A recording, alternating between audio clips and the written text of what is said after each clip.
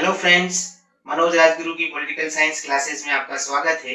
अगर आपको मेरे वीडियो, उनके कंटेंट और उनका प्रेजेंटेशन पसंद आए तो मेरे वीडियोस को लाइक करें, मेरे चैनल को सब्सक्राइब करें और बेल आइकन को दबाएं ताकि आने वाले वीडियोस की नोटिफिकेशन आपको टाइम टाइम पर मिलते रहे और एक ही प्लेटफॉर्म पर आप मेरे सारे वीडियो को एक्सेस कर सकें। Thank you. कल की क्लास में हम लोगों ने एक राजनीतिक अवधारणा के रूप में शक्ति को समझने की कोशिश की थी।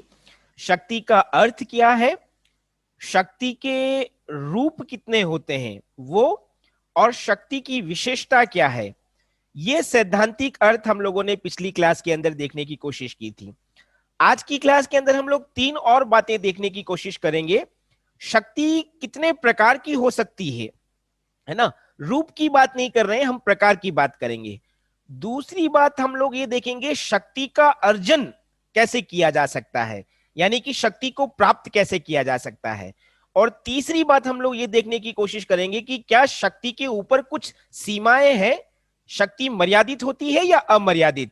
इन बातों की चर्चा हम तीनों बिंदुओं की चर्चा हम आज की क्लास में करेंगे। तो सबसे पहले जो हम लोग देखने जा रहे हैं वो है शक्ति के प्रकार। शक्ति कितने तरह की हो सकती है, अलग अलग रूपों में हम इसको देखने की कोशिश करेंगे, है ना। तो सबसे पहली बात, शक्ति के अंदर हम लोगों ने क्या देखा कि शक्ति में शक्ति का प्रयोग करने वाला दूसरों के व्यवहार को परिवर्तित करता है। मतलब जिसके ऊपर प्रयोग किया जा रहा है उसके व्यवहार को परिवर्तित किया जा रहा है। तो दूसरों के व्यवहार को परिवर्तित करने की क्षमता के आधार पर एक विद्वान हुए हैं जिनका नाम है गोल्ड एंड हेयर। उन्होंने शक्ति के तीन प्रकार बताए। ध्यान से समझने की कोशिश करना। शक्ति के तीन प्रकारों की चर्चा हम कर रहे हैं और वो तीन प्रकार किस आधार पर है कि दूसरों को किस किस तरह से प्रभावित किया जा सकता है, किसी दूसरे व्यक्ति या समूह के व्यवहार को किन किन तरीकों से प्रभावित किया जा सकता है, इस आधार पर तीन प्रकार की शक्तियां होती है। आपको स्क्रीन पे दिख रहा होगा। सबसे पहली शक्ति है बल, है ना। बल को यहां पर हम समझ सकते हैं भौतिक शक्ति के रूप में। अब बल का मतलब क्या होता है, जैसे मैंने कल भी कहा था, एक आम व्यक्ति या आम बोलचाल की भाषा में हम बल का मतलब केवल शारीरिक क्षमता से लगा सकते हैं, लेकिन यहां बल का मतलब केवल शारीरिक क्षमता से नहीं है। यहां बल का मतलब सभी भौतिक साधन है ना। जैसे फॉर एग्जांपल मैंने कल आपको एक उदाहरण दिया था कि अगर मैं किसी दुकान पर खरीदारी करने जा रहा हूं तो जब तक मैं पैसा नहीं दूंगा तब तक दुकानदार मुझे सामान नहीं देगा। तो यहां पर मैंने भौतिक शक्ति का प्रयोग किया, और वो भौतिक शक्ति कौन सी है, वो धन, आर्थिक रूप में वो भौतिक शक्ति है जिसके माध्यम से वो दुकानदार प्रभावित हो रहा है और वो सामान मुझे प्रदान कर रहा है। तो कहने का मतलब क्या है कि बल का मतलब केवल शारीरिक शक्ति से नहीं है।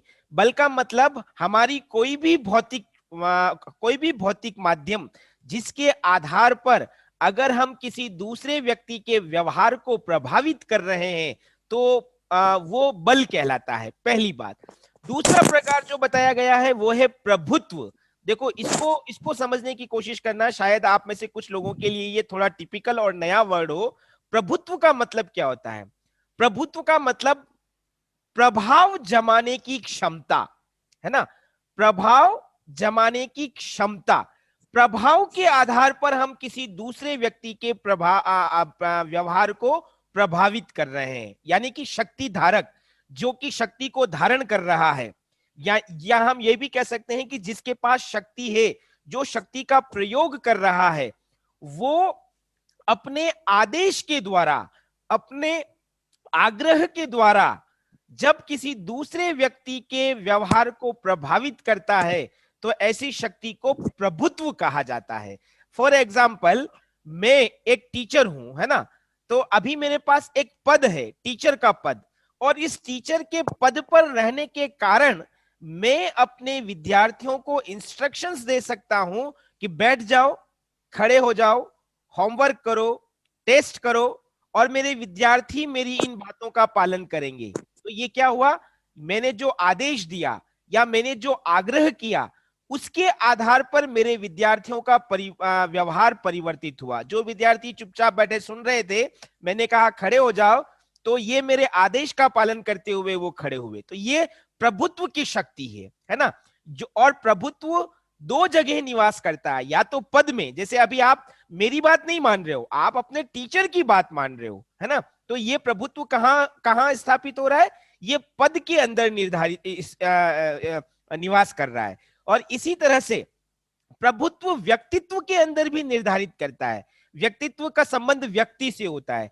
कुछ लोग इतने प्रभावशाली होते हैं कि भले ही हमारे उनसे उनसे कोई रिश्ता हो या नहीं हो, भले ही हम किसी तरह से उनसे जुड़े हुए हो या नहीं हो, लेकिन हम उनके व्यक्तित्व से प्रभावित होकर उनके आदेशों का, उनके आग्रह की बात मान लेते हैं। जैसे हम एक उदाहरण की बात करते हैं, अभी जब कोरोना चल रहा था, लॉकडाउन की स्थिति थी, तब प्रधानमंत्री नरेंद्र मोदी जी ने कहा कि रात को हम सब लोग अपने घर के बाहर खड़े होकर थाली बजाएंगे, ताली बजाएंगे, घंटी बजाएंगे। और बहुत सारे भारतीय, असंख्य भारतीयों ने उनकी बात को मान लिया। उन्होंने कोई ऑर्डर थोड़ी दिया था, उन्होंने कोई कानून के तौर पर बाध्यकारी आदेश थोड़ी जारी किया था, लेकिन किसने कहा?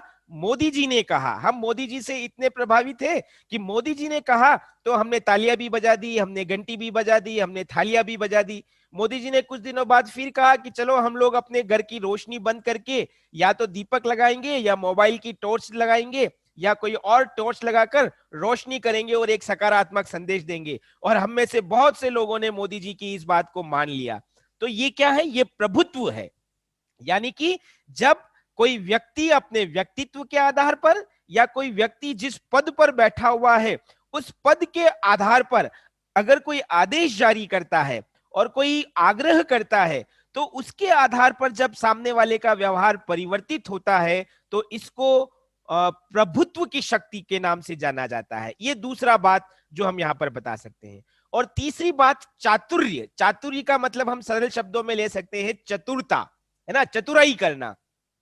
चतुराई कब की जाती है? अब हमारे यहाँ पर एक कहावत भी है कि जब सीधी उंगली से घी नहीं निकलता है तो हम उंगली को टेढ़ी करते हैं, है ना। उंगली को टेढ़ी करने का मतलब क्या है? कि हम लोग कुछ ऐसी गतिविधि कर रहे हैं जो सामान्य नहीं है ना। और उस असामान्य गतिविधि में हम चतुराई को ले सकते हैं।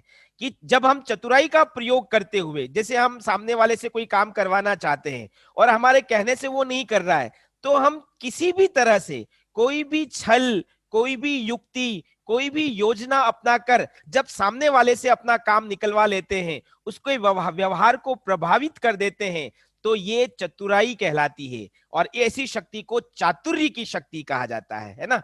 तो विद्वान लोग क्या कहते हैं? वो यही कहते हैं कि बल के माध्यम से, यानी कि भौतिक शक्ति के माध्यम से भी सामने वाले व्यवहार को प्रभावित किया जा सकता है, प्रभुत्व के माध्यम से भी सामने वाले के व्यवहार को प्रभावित किया जा सकता है, और चतुराई या चातुर्य के माध्यम से भी बिना अपनी इच्छा को प्रकट किए हुए छल, प्रपंच या किसी भी प्रकार की युक्ति या योजना से सामने वाले के व्यवहार को प्रभावित किया जा सकता है। तो इसीलिए शक्ति के ये तीन प्रकार बताए गए हैं दूसरों को व्यवहार को प्रभावित करने की क्षमता के आधार पर। एक बल, दूसरा प्रभुत्व और तीसरा चातुर्य। एक और आधार है जिसके आधार जिस पर हम शक्ति के तीन प्रकार बता सकते हैं। आप लोगों ने नाम सुना भी होगा, एक विद्वान है जिनका नाम है मैक्स वेबर। मैक्स वेबर क्या बोलते हैं कि कोई भी शक्ति सही है या नहीं, मतलब औचित्यपूर्ण है या नहीं, तो शक्ति के औचित्य पूर्णता के आधार पर शक्ति को तीन प्रकारों में बांटा जा सकता है। मैं पहले ये औचित्यपूर्ण शब्द आपको वापस स्पष्ट कर देता हूं। औचित्यपूर्ण का मतलब सही है या नहीं।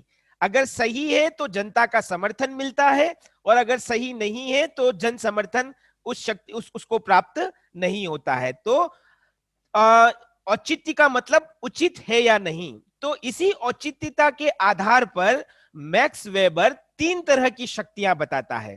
पहला, वैधानिक शक्ति।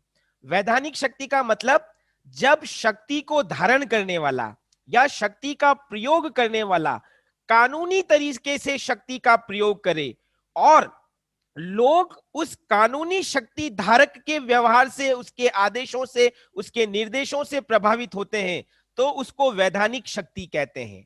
जैसे मैं आपको एक एग्जांपल देता हूं, मैं यहां पर एक टीचर हूं, है ना। अब मैं टीचर हूं, क्यों हूं? पहली बात तो मेरे अंदर पढ़ाने की काबिलियत है।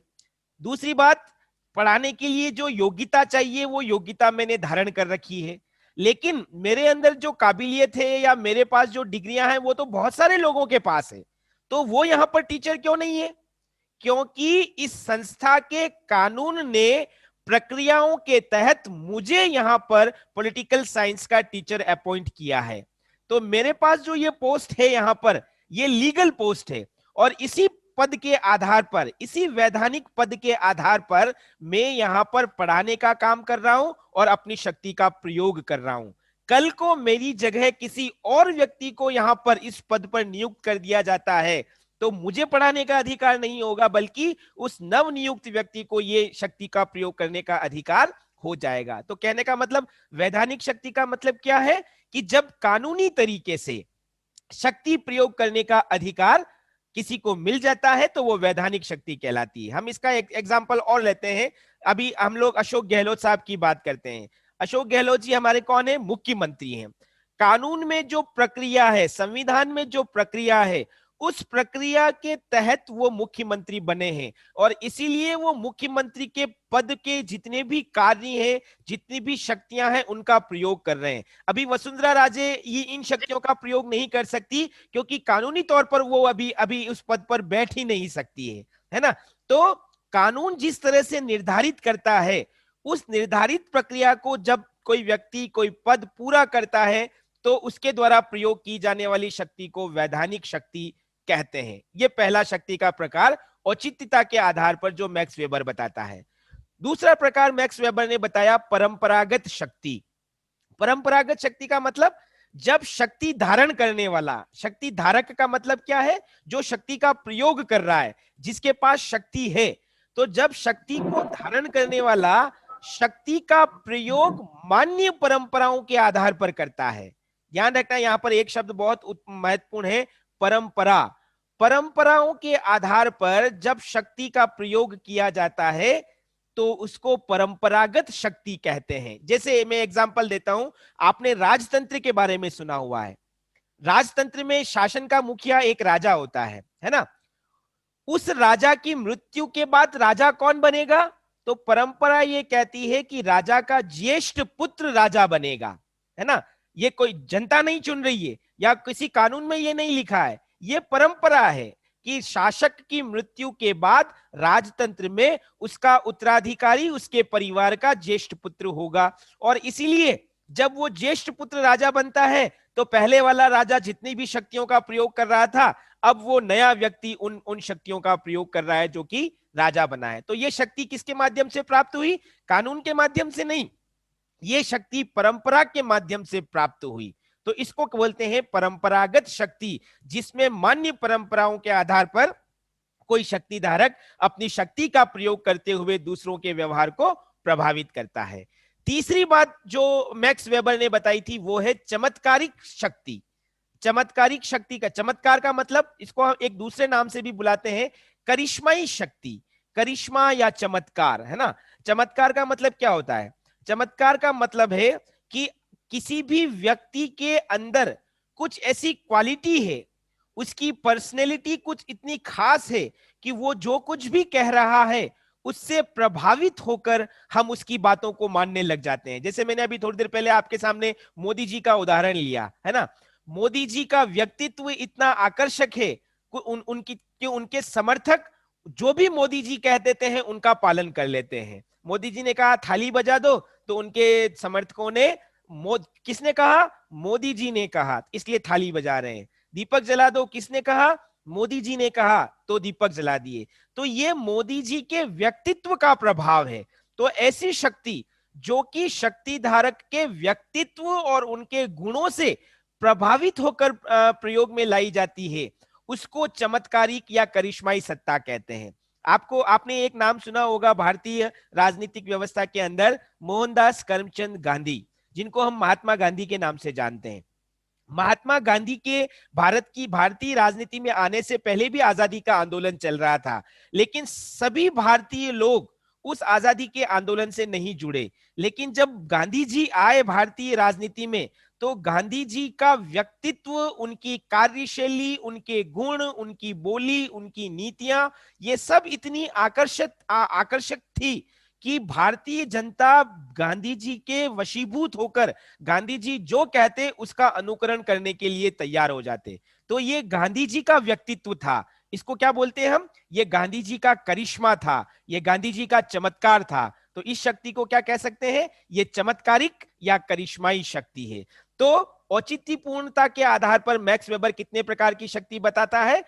वो एक वैधानिक शक्ति, दूसरा परंपरागत शक्ति और तीसरा चमत्कारिक शक्ति। औचित्यपूर्णता के आधार पर ये 3 प्रकार की शक्तियां होती है। इसी का यदि अपोजिट हम कर लें, औचित्यपूर्ण मतलब जो सही है, लेकिन जो गलत है, जो औचित्यपूर्ण नहीं है, यानी कि जिसको हम अनौचित्यपूर्ण कहते हैं, मैक्स वेबर ने अनौचित्यता के आधार पर शक्ति का एकमात्र प्रकार बताया, और वो है दमन। दमन का मतलब दूसरों को दबाना, अपनी शक्ति के बल के प्रयोग के आधार पर दूसरों की इच्छाओं के विरुद्ध उनके ऊपर शोषण करना, उनके ऊपर अत्याचार करना, ये दमन कहलाता है। तो अनौचित्यता के आधार पर मैक्स वेबर शक्ति का एक प्रकार बताता है दमन, और औचित्यपूर्णता के आधार पर मैक्स वेबर शक्ति के 3 प्रकार बताते हैं, वैधानिक, परंपरागत और करिश्माई शक्ति। अगर कुछ और प्रकारों की चर्चा करें तो अब यहां पर हम कह सकते हैं प्रयोगकर्ता के आधार पर, शक्ति का प्रयोग कौन कर रहा है उसके आधार पर शक्ति के हम 2 प्रकार बता सकते हैं, एक प्रत्यक्ष शक्ति और दूसरा अप्रत्यक्ष शक्ति। प्रत्यक्ष का मतलब, जैसे मैं एग्जांपल देता हूं, यहां पर आप फर्स्ट ईयर को पॉलिटिकल साइंस पढ़ाने की जिम्मेदारी मेरी है ना? तो जब मैं खुद अपनी इस शक्ति का प्रयोग कर रहा हूं तो यह प्रत्यक्ष शक्ति है। लेकिन अगर मैं आप लोगों को नहीं पढ़ाऊं और अपने किसी स्टूडेंट को कह दूं कि भाई आज की क्लास तुम ले लो, और वो आपको पढ़ाने लग जाए, तो मेरे नाम पर इस क्लास को जो इस शक्ति का प्रयोग कर रहा है उसको कहा जाता है अप्रत्यक्ष। यानी कि जब अधीनस्थों के द्वारा जो शक्ति धारक है वो खुद शक्ति का प्रयोग ना करके जब उसके अधीनस्थों के माध्यम से शक्ति का प्रयोग करवाए तो उसको अप्रत्यक्ष शक्ति कहा जाता है। तो प्रयोगकर्ता के आधार पर 2 प्रकार की शक्ति है, एक प्रत्यक्ष शक्ति और दूसरा अप्रत्यक्ष शक्ति। शक्ति प्रयोग करने के तरीके के आधार पर हम 2 प्रकार की शक्तियों का और उल्लेख कर सकते हैं कि शक्ति का प्रयोग अच्छी तरीके से किया जा रहा है या शक्ति का प्रयोग नकारात्मक अर्थों में किया जा रहा है। इस आधार पर 2 प्रकार की शक्तियां हैं। पहली हम कह सकते हैं दमनात्मक शक्ति, जो कि मैक्स वेबर ने भी कहा था। दमनात्मक शक्ति का मतलब जब सामने वाले के ऊपर अत्याचार किया जाए, उसको प्रताड़ित किया जाए, उसका शोषण करके उसके व्यवहार को प्रभावित किया जाए, तो वो दमनात्मक शक्ति है। जैसे आपने उदाहरण के तौर पर पुराने समाजों के अंदर देखा होगा, लोगों से बेगार करवाई जाती थी। बेगार का मतलब उनकी परिस्थितियों का फायदा उठाकर उनसे जबरदस्ती काम करवाया जाता था और उनको कोई पारिश्रमिक भी पर्याप्त रूप से नहीं दिया जाता था। तो ये दमनात्मक शक्ति है जब सामने वाले पर अत्याचार किया जाता है। और अदमनात्मक शक्ति का मतलब जिस शक्ति का प्रयोग करते हुए जब सामने वाले के ऊपर किसी भी प्रकार का शोषण, अत्याचार या उसका दमन ना हो, तो ऐसी शक्ति को अदमनात्मक शक्ति कहा जाता है। तीसरा प्रकार हम लोग बता सकते हैं प्रकटीकरण। प्रकटीकरण मतलब शक्ति दिख रही है या नहीं दिख रही है। तो इस रूप में हम 2 प्रकार की शक्तियों का उल्लेख कर सकते हैं, एक वास्तविक शक्ति और दूसरा संभाव्य शक्ति, है ना? वास्तविक शक्ति जैसे मैं अभी पढ़ा रहा हूं तो आप लोगों को लग रहा है कि मैं वास्तव में अपनी मानसिक शक्ति का प्रयोग करके जो ज्ञान मेरे पास है उस ज्ञान को आपको प्रदान कर रहा हूं। तो जब शक्ति यथार्थ में प्रकट होती है ना, जैसे कोई एक व्यक्ति दूसरे व्यक्ति को मार रहा है तो हम लोग क्या कह सकते हैं कि हाँ यार ये ताकतवर है, तो शक्ति का प्रयोग दिख रहा है हमको। तो ऐसी शक्ति जिसका यथार्थ में प्रयोग होता है उसको हम बोलते हैं ये वास्तविक शक्ति है। लेकिन अगर किसी व्यक्ति के अंदर शक्ति है, हमको ये पता है कि वो अपनी शक्ति का प्रयोग कर सकता है लेकिन कर नहीं रहा है, तो ऐसी शक्ति जिसके प्रयोग की संभावना बनी रहती है उसको संभाव्य शक्ति कहते हैं। संभाव्य शक्ति प्रकट नहीं होती है, बल्कि केवल संभावना व्यक्त की जाती है कि हाँ, इस शक्ति को प्रकट किया जा सकता है। तो प्रकटीकरण के आधार पर भी शक्ति के दो प्रकार बताए जा सकते हैं। फिर केंद्रीकरण, यानी कि शक्ति कहां कहां रहती है, उस केंद्रीकरण के आधार पर भी हम शक्ति के तीन प्रकार बता सकते हैं। पहला, केंद्रित शक्ति। जब शक्ति एक ही जगह पर केंद्रित रहे, है ना, तो उसको क्या बोलते हैं, वो केंद्रित शक्ति है। जैसे फॉर एग्जांपल, राजतंत्र के अंदर शासन की सारी शक्तियां, कानून बनाने की, कानूनों को लागू करने की, कानूनों की रक्षा करने की, ये सारी शक्तियां एक राजा के पास ही होती थी। राजा सर्वे सर्वा होता था, तो उसको हम कह सकते हैं ये केंद्रित शक्ति का एक एग्जाम्पल है। तो केंद्रित शक्ति, जब शक्ति का एक ही स्थान पर केंद्रीकरण हो। विकेंद्रित शक्ति का मतलब जब शासन की जब शक्ति जो है अलग अलग जगहों पर बटी हुई हो। जैसे आज की तारीख वर्तमान में हम बात करें, सरकार के जो तीन काम है, तो कानून कौन बनाता है, व्यवस्थापिका बनाती है। लागू कौन करता है, कार्यपालिका करती है। रक्षा कौन करता है, न्यायपालिका करती है। तो शासन की शक्ति क्या है, तीन जगहों पर बटी हुई है। पहले एक ही राजा के पास ये सारे शासन व्यवस्था, ये सारे अधिकार होते थे, तो वो केंद्रित शक्ति का उदाहरण था। लेकिन आधुनिक समय में हम क्या कह सकते हैं, सरकार के ये तीन काम तीन अलग अलग अंगों में बटे हुए हैं और तीनों अंग अपने अपने क्षेत्र में अपनी शक्तियों का प्रयोग करते हैं। तो इसको हम विकेंद्रित शक्ति कहते हैं। और व्याप्त शक्ति का मतलब जब शक्ति जो है वो बहुत सारे केंद्रों में विभक्त होती है। जैसे एग्जाम्पल के तौर पर, सरकार चुनने का अधिकार किसको है, तो हम कह सकते हैं पूरी जनता को।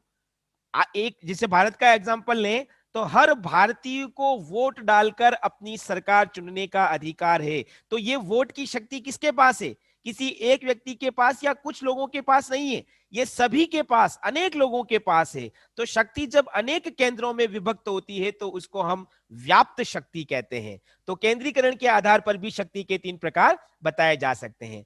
इसी प्रकार से क्षेत्रीयता, भौगोलिक आधार पर हम शक्ति के तीन मोटे प्रकार बता सकते हैं। एक प्रादेशिक शक्ति, दूसरा राष्ट्रीय शक्ति और तीसरा अंतरराष्ट्रीय शक्ति। प्रादेशिक शक्ति का मतलब, मैं एक एग्जांपल देता हूं।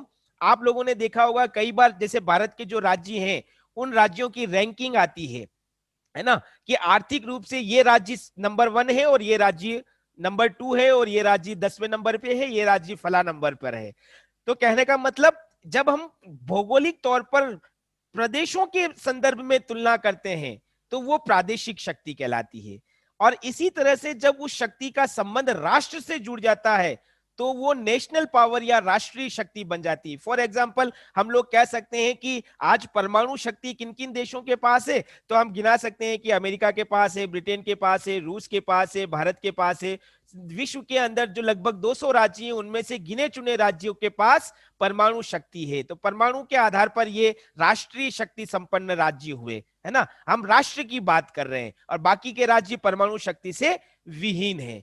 इसी तरह से जब हम अंतरराष्ट्रीय स्तर पर बात करते हैं, कौन ताकतवर है, अगर अंतरराष्ट्रीय स्तर पर संगठनों में कहें तो हम कह सकते हैं कि यूएनओ, यूनाइटेड नेशन ऑर्गेनाइजेशन या संयुक्त राष्ट्र संगठन जो है वो एक ताकतवर संस्था है जो विश्व में शांति और व्यवस्था स्थापित करने का काम करती है। तो अलग क्षेत्र के आधार पर भी हम शक्ति के अलग अलग प्रकार बता सकते हैं, प्रादेशिक शक्ति, राष्ट्रीय शक्ति और अंतरराष्ट्रीय शक्ति।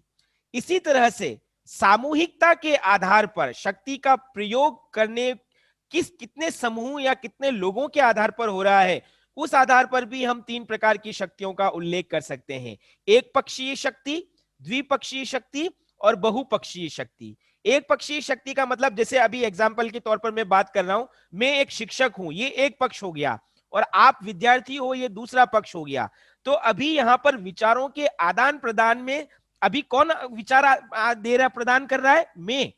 तो मेरे द्वारा जो मानसिक शक्ति का प्रयोग, मेरे मतलब शिक्षक के द्वारा जो मानसिक शक्ति का प्रयोग किया जा रहा है, ये एक पक्षीय शक्ति है। लेकिन अगर यही बात मैं आपसे इंटरेक्शन करने लग जाऊं, अंतःक्रिया करने लग जाऊं, आप मुझे कुछ बताओ, मैं आपको कुछ बताऊं, तो हम दोनों ही पक्ष, शिक्षक और विद्यार्थी, दोनों ही पक्ष अपनी अपनी शक्तियों का प्रयोग कर रहे हैं। तो इसको बोला जाता है ये द्विपक्षीय शक्ति है। और जब शक्ति का प्रयोग बहुत सारे पक्ष मिलकर करने लग जाते हैं तो उसको बहुपक्षीय शक्ति कहा जाता है। तो शक्ति के प्रयोग करने वालों की सामूहिकता के आधार पर हम 3 प्रकार की शक्तियों का उल्लेख कर सकते हैं, एक पक्षीय शक्ति, द्विपक्षीय शक्ति और बहुपक्षीय शक्ति।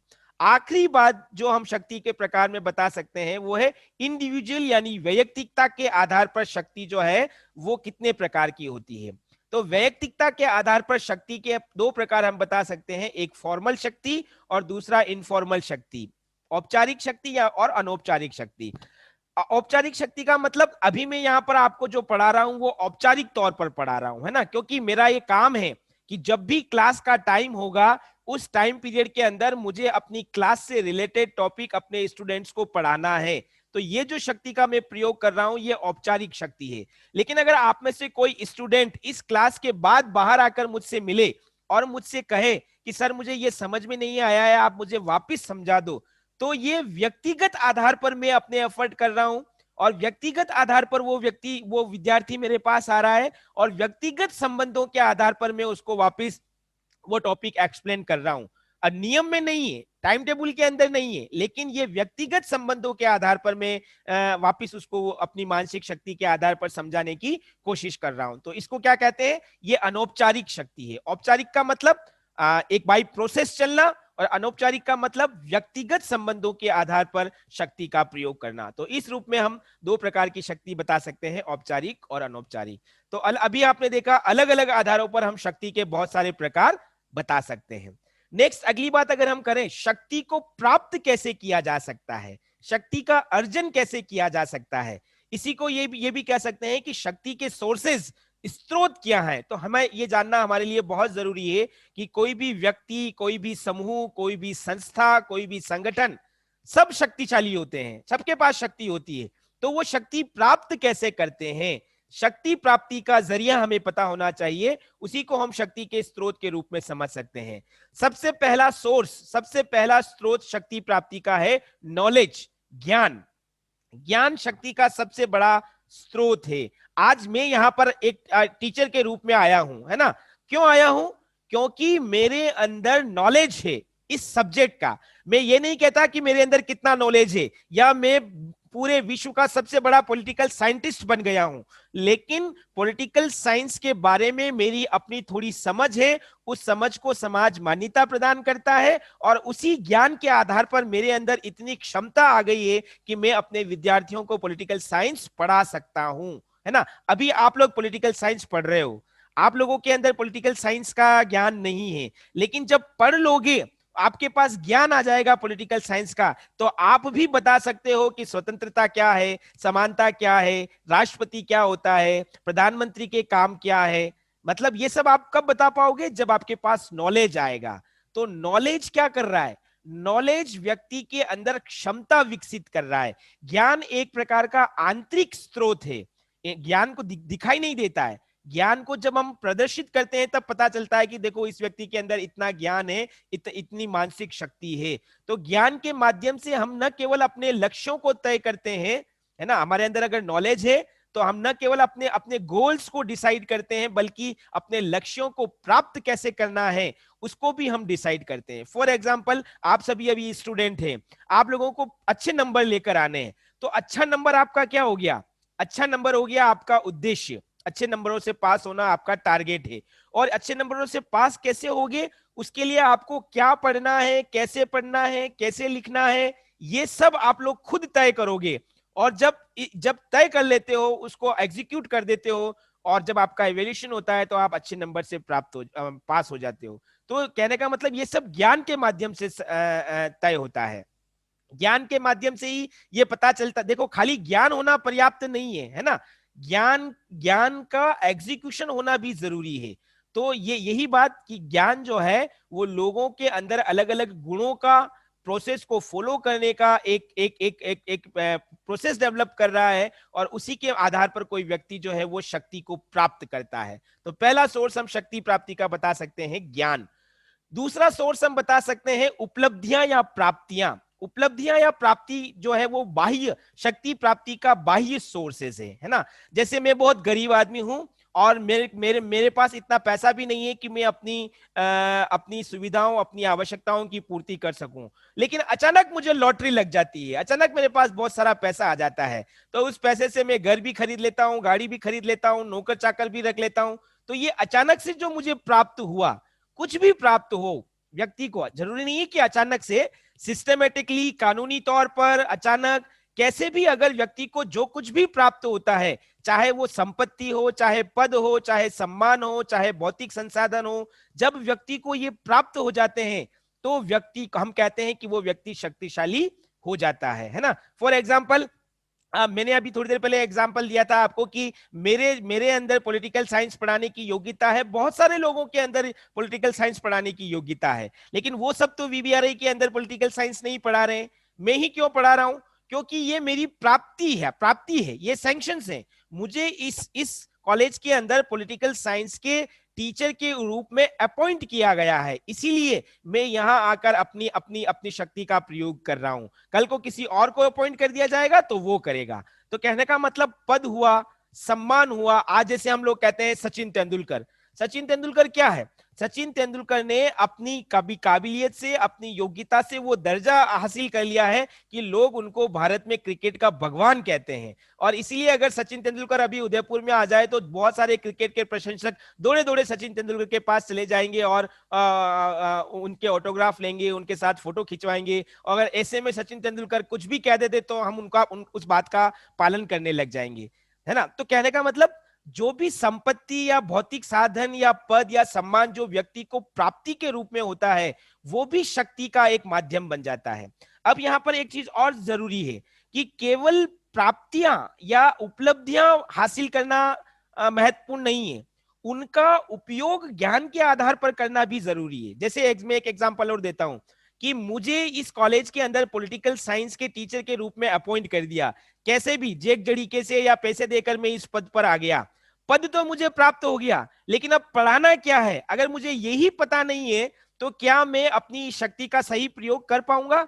नहीं कर पाऊंगा। इसीलिए जो आखिरी बात लिखी हुई है वो क्या है कि प्राप्तियां जो है वो ज्ञान पर निर्भर करती है। व्यक्ति को जो कुछ भी, आज बहुत सारा पैसा मेरे पास आ गया, लेकिन उस पैसे का सदुपयोग कैसे करना है अगर ये ज्ञान मुझ में नहीं है, तो मैं उस पैसे को कहीं पर भी सार्थक या सकारात्मक अर्थ में उसका यूटिलाइजेशन नहीं कर पाऊंगा। तो प्राप्तियां भी जो है वो शक्ति का एक प्रमुख सोर्स बन जाता है। तीसरा शक्ति का सोर्स है संगठन या ऑर्गेनाइजेशन, है ना। जैसे आप लोगों ने बचपन में एक कहानी सुनी होगी, किसान के 4 बेटे थे, आपस में लड़ते थे। किसान ने उसको सबक सिखाने के लिए एक एक लकड़ी दी, सबने वो लकड़ी तोड़ दी। फिर किसान ने एक 4-5 लकड़ियों का एक गट्ठा बांधकर उनको तोड़ने को दिया, तो वो नहीं तोड़ पाए। मोरल ऑफ द स्टोरी, संगठन में शक्ति है ना। एक अकेला, हमारे यहाँ पर कहावत भी है, अकेला चना भाड़ नहीं फोड़ सकता। मतलब अगर कुछ लोग मिलकर सामूहिक रूप से प्रयास करें तो कुछ लोगों का वो समूह संगठन बन जाता है जो निश्चित उद्देश्यों, निश्चित साधनों के माध्यम से कार्य करता है। तो संगठन जो है, लोगों का संगठन जो है, वो शक्ति का एक प्रमुख सोर्स बन जाता है। और केवल संगठन नहीं, बल्कि संगठन का आकार भी बहुत महत्वपूर्ण होता है शक्ति के लिए। जैसे अगर कोई बात मनवानी हो, तो अगर 4 लोग जा रहे हैं, 4 लोगों का भी एक संगठन है, वो उतना प्रभावशाली नहीं है। लेकिन 4 में 40 और जुड़ जाए तो वो संगठन थोड़ा ज्यादा ताकत, उसका आकार बढ़ गया और वो ज्यादा इफेक्टिव तरीके से अपनी बात कर पाएगा। अभी आप देख रहे होंगे मोदी सरकार ने एग्रीकल्चर कानून पास किए हैं, तो उस एग्रीकल्चर कानून के विरोध में बहुत सारे किसान जो है वो इकट्ठा होकर, संगठित होकर सरकार के ऊपर दबाव डाल रहे हैं। तो ऐसे नहीं है कि 5-10 किसान हैं या 100-500 किसान हैं, देश भर में हजारों की संख्या में किसान एकत्रित होकर सरकार पर दबाव डाल रहे हैं। तो उनका संगठन भी है और उस संगठन का आकार भी है। लेकिन यहां पर एक चीज और देखने की जरूरत है कि संगठन और आकार, ये दोनों आपस में एक दूसरे पर जुड़ा हुआ है। अगर संगठन बड़ा है और उसमें तारतम्य नहीं है, सुदृढ़ता नहीं है, तो बड़ा संगठन भी बेकार बन जाता है। लेकिन अगर संगठन बड़ा है और उनके बीच में उचित तालमेल है, सामंजस्य है, एक रूपता है, तो वो संगठन शक्ति का एक प्रमुख सोर्स बन जाता है। तो ये तीसरा हम सोर्स बता सकते हैं शक्ति प्राप्ति का, संगठन। चौथा जिसको हम कह सकते हैं सत्ता, सत्ता जिसको अब बोलचाल की भाषा में सरकार भी कहा जा सकता है, लेकिन यहाँ सत्ता का मतलब सरकार से नहीं, हम पद से लेते हैं। मैं फिर अपना ही उदाहरण देता हूं, मेरे पास अभी सत्ता है, मैं ये पॉलिटिकल साइंस पढ़ा रहा हूं और मेरे पास सत्ता कौन सी है, इस कॉलेज के अंदर पॉलिटिकल साइंस के टीचर के रूप में मेरे पास जो पद है वो मेरी सत्ता है। और इस सत्ता के कारण मुझे इस कॉलेज के गतिविधियों में भाग लेने का अधिकार है, अपने बच्चों को इंस्ट्रक्ट करने का अधिकार है, अपने बच्चों को पढ़ाने का अधिकार है। अगर मुझे इस कॉलेज से निकाल दिया जाता है, इस सत्ता से वंचित कर दिया जाता है, तो मैं अपनी इन सारी शक्तियों का प्रयोग नहीं कर पाऊंगा। तो पहली बात, सत्ता व्यक्ति को शक्ति के प्रयोग का अधिकार देती है। दूसरी बात, सत्ता के कारण अयोग्य व्यक्तियों को भी अवसर मिल जाता है। जैसे मैंने आपको एग्जांपल दिया कि मेरे अंदर मान लो पढ़ाने की योग्यता नहीं भी है, लेकिन मैंने किसी भी तिकड़म से ये पद हासिल कर लिया है, तो लोगों की नजरों में मैं क्या हो गया कि मैं वीबीआरआई के अंदर पॉलिटिकल साइंस पढ़ाने वाला टीचर बन गया। तो सत्ता जो है वो अयोग्य व्यक्तियों को भी अवसर प्रदान करती है।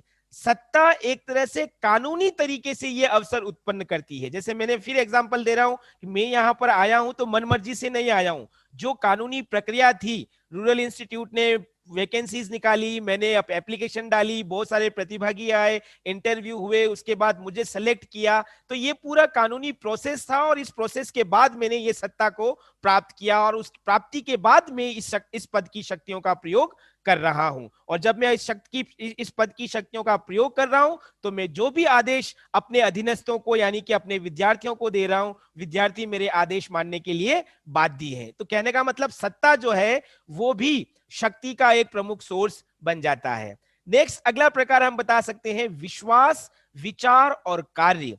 किसी भी समाज के अंदर अलग अलग तरह के विचार प्रचलित होते हैं, समाज के अंदर अलग अलग प्रकार की मान्यताएं, परंपराएं प्रचलित होते हैं, उनसे भी शक्तियों को प्राप्त किया जाता है। फॉर एग्जाम्पल मैं बात करूं, मैं किसी एक ऐसे समाज से जुड़ा हुआ हूं जिसकी अपनी एक विशिष्ट विचारधारा है, और अगर उस समाज की बात को सरकार अनसुना कर रहा है, तो अगर मैं उस विचारधारा का प्रतिनिधित्व कर रहा हूं और उस प्रतिनिधित्व के आधार पर मैं उस विचार को आगे बढ़ा रहा हूं, तो मेरे समाज के लोग मुझे समर्थन प्रदान करने लग जाएंगे। तो जिस विचार को मैंने आधार बनाया, समाज की जिस मान्यता और परंपरा को मैंने अपनी कार्यशैली का आधार बनाया, उसके आधार पर लोग मेरे से जुड़ते गए और मुझे सशक्त बनाते गए। तो कहने का तात्पर्य क्या है, जो भी व्यक्ति समाज में प्रचलित विचारों, मान्यताओं और विश्वासों का प्रतिनिधित्व करता है, वो अपने आप शक्तिशाली बन जाता है। एक दूसरा एग्जांपल और हम लोग लेते हैं, कोई भी व्यक्ति नेता के ऐसे ही नहीं बनता है ना। जैसे आज अगर मुझे नेता बनना है, तो उसके लिए पहले मुझे होमवर्क करना पड़ेगा, एक लंबे समय तक मुझे अपने क्षेत्र के लोगों के बीच में सामाजिक सेवा करनी पड़ेगी, उनके हितों का ध्यान में रखना पड़ेगा, उनकी समस्याओं का समाधान करना पड़ेगा। और जब इस कार्य के माध्यम से मैं लोगों में पेठ बना लूंगा, लोगों में विश्वास जमा लूंगा, तो जब भी चुनाव होंगे मैं खड़ा हूंगा तो लोगों का समर्थन अपने आप मुझे मिल जाएगा। तो मेरे जो कार्य है समाज में, मेरी जो सोच है, मेरे जो उद्देश्य हैं, उन उद्देश्यों से मैं शक्ति को प्राप्त कर रहा हूं। तो कहने का मतलब किसी भी समाज में उसमें प्रचलित विश्वास, विचार और वहां पर होने वाले कार्य भी शक्ति का एक प्रमुख स्रोत बन जाते हैं। एक आखिरी सोर्स की अगर हम चर्चा करें शक्ति की प्राप्ति का, तो वो है परिस्थितियां, हालात जिनको हम कहते हैं।